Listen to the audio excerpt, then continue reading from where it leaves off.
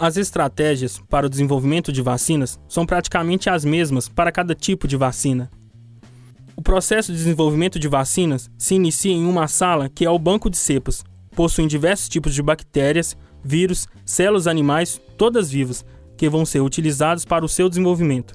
Nestas salas, as cepas são mantidas em temperaturas adequadas para serem conservadas, armazenando em nitrogênio líquido, atingindo até menos 186 graus, ou em ultrafreezers, atingindo até menos 80 graus Celsius. Outra etapa acontece em uma sala de cultivo de bactérias. É estudar todos os conceitos adequados para obter uma quantidade de micro-organismos necessário para compor uma vacina. Uma das etapas ocorre na sala de processamento de antígenos e micro-organismos. É nessa etapa que é feita a purificação dos micro-organismos que compõem a vacina, para que entram em níveis apropriados para conferir sua eficácia. A última etapa é a sala de formulação para o desenvolvimento. É quando se monta as vacinas, ou seja, é unir os micro-organismos que foram processados, cultivados, manipulados e inativados aos recipientes da vacina, onde há a formula e a invasa. Olá, começa agora mais um seminário de imunologia. E hoje nosso convidado é o professor Leonardo, mestre em parasitologia, médico veterinário, professor adjunto de medicina veterinária da UniBH. Tudo bom, Léo? Prazer. Prazer é meu, Vinícius. Joia. Hoje nosso tema é sobre as estratégias de desenvolvimento de vacinas.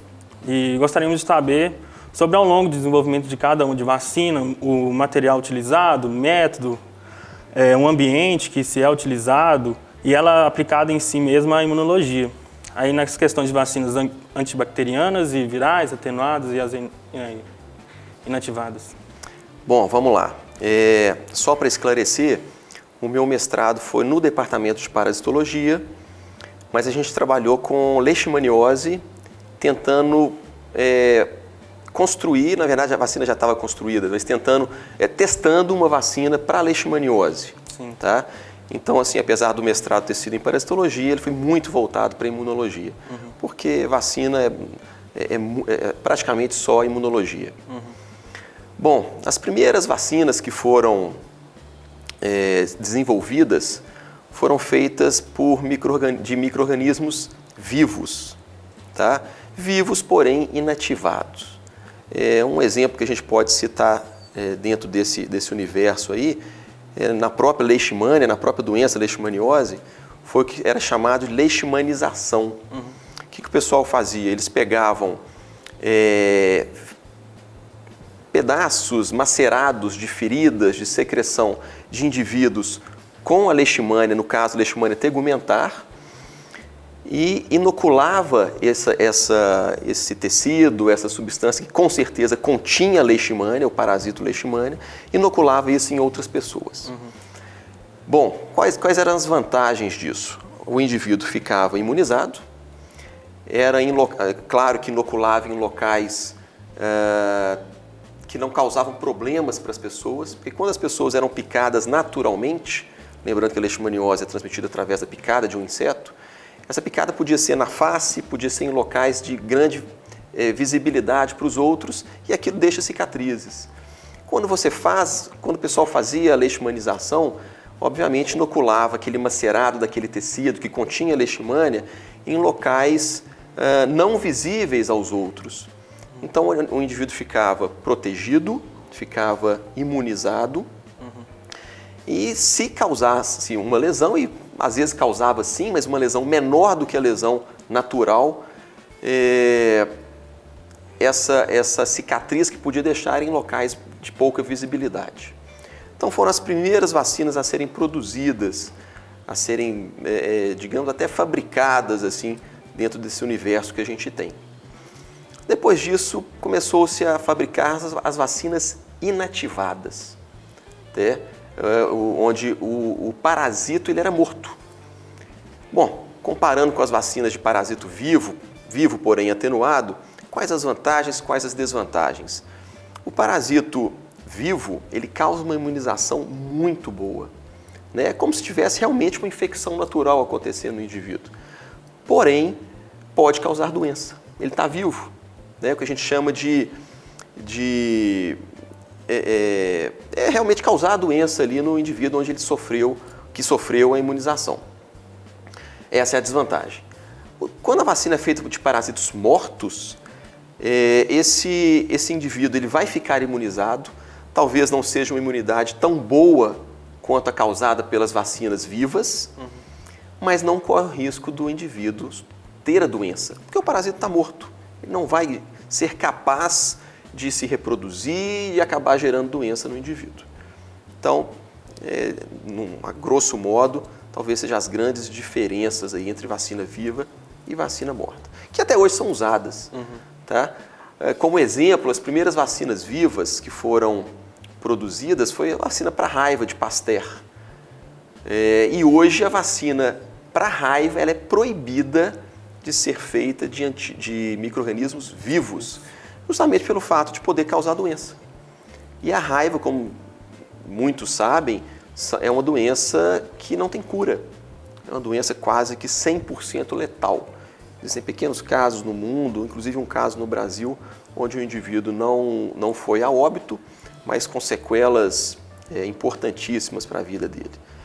Então, hoje é proibido vacina para raiva de organismos vivos atenuados. Lembrando que eles devem ser atenuados, porque senão, com certeza, causaria uma doença. Né? Mas para raiva isso é proibido, porque como tem chance de causar doença, e a raiva é uma doença quase 100% letal, torna-se proibido isso aí. Então, as vacinas hoje para raiva são feitas dos parasitos mortos, de vírus morto. E com a modernização da biologia molecular, essas vacinas também sofreram grandes avanços e avanços importantes, como, por exemplo, as vacinas recombinantes. Como é que é feito isso? Sabe-se qual parte do micro-organismo que causa a imunização, que causa a imunidade no indivíduo. Então, descobre-se qual o gene responsável por produzir aquele antígeno, pega esse gene, inocula num outro micro-organismo, e esse micro-organismo, em laboratório, vai produzir aquele determinado antígeno. Nós vamos pegar aquele antígeno e inocular no indivíduo. Não é do micro-organismo inteiro, nem vivo, nem morto, apenas o antígeno está sendo inoculado no indivíduo. E esse antígeno vai causar a imunidade, né, do indivíduo que está sendo vacinado. A gente pode citar hoje como exemplo a vacina para sinomose, para cães. São vacinas feitas de antígenos recombinantes, produzidos em laboratório, onde o cão ele é vacinado, é inoculado somente com aquele antígeno. O resto do vírus da sinomose deixa para lá. Isso é muito interessante. Essa é a de vírus vivos? Não, essa é a de antígenos recombinantes. Ah, de antígenos recombinantes. Não se trabalha, nesse caso, com o indivíduo inteiro, completo. Né? Sim, nem vivo, nem morto. Somente com partes desse indivíduo. Partes desse parasito, que são chamados de antígenos. E depois, mais evoluído ainda, a gente tem as vacinas de DNA. Ainda bastante incipiente, está no começo ainda, acho que a gente pode falar assim.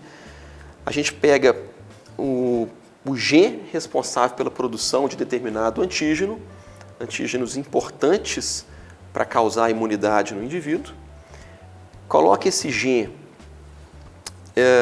em outros micro-organismos não patogênicos e injeta esse micro-organismo não patogênico com o gene que causa lá,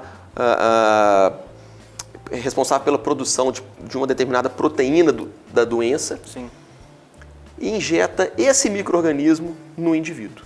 Então, no indivíduo, esse gene vai produzir proteínas, vai produzir os antígenos, e esses antígenos, então, vai gerar imunidade. Vai gerar uma resposta imune do indivíduo e causando a imunidade que a gente tanto deseja. Sim. E as vacinas de antígenos purificados e também de sistêmicos? Os antígenos purificados nada mais é do que, se você pensar um micro-organismo como um todo, ele tem na sua superfície antígenos, pedaços, seja proteínas, seja carboidratos, seja lipídios, que vão gerar a imunidade no indivíduo. Tem antígenos mais imunogênicos e antígenos menos imunogênicos. Quer dizer, aqueles antígenos que geram mais imunidade ou antígenos que geram menos imunidade. Então, o que eles fizeram? Eles descobriram qual antígeno vai gerar mais imunidade e purifica. Pega somente aquele antígeno, como se retirasse aquele antígeno do parasito para inocular no indivíduo. Né? Quer dizer, são os antígenos purificados, só tem ele, não tem mais antígeno nenhum, não tem mais pedaço nenhum do micro-organismo. Somente aquele antígeno que gera imunidade. É um pouco parecido com os antígenos recombinantes. Qual que é a diferença? Nos antígenos recombinantes, a gente também vai injetar no indivíduo só o antígeno, não injeta, não inocula no indivíduo que vai ser imunizado nenhuma outra parte do micro-organismo, somente aqueles antígenos. A diferença é que esses antígenos recombinantes, eles são produzidos em laboratório, utilizando-se ali biologia molecular. Como eu falei, o gene responsável pela produção daquele antígeno vai ser colocado no DNA de um outro micro-organismo e esse micro-organismo vai produzir em laboratório aqueles antígenos recombinantes. Sim, entendi. Léo, muito obrigado pela sua participação hoje no nosso seminário, contribuiu muito seu conhecimento. Obrigado, Vinícius. Eu espero realmente ter contribuído. A imunologia não é um assunto simples. Não foi simples para mim quando eu estudei imunologia. Ele é difícil mesmo, não é privilégio das pessoas terem dificuldade com a imunologia, isso é comum, isso é normal. Mas tem que batalhar um pouquinho, tem que estudar para poder estar entendendo todo esse universo da imunologia que é muito bacana. Tá certo. Então, gente, é isso. Até o próximo seminário.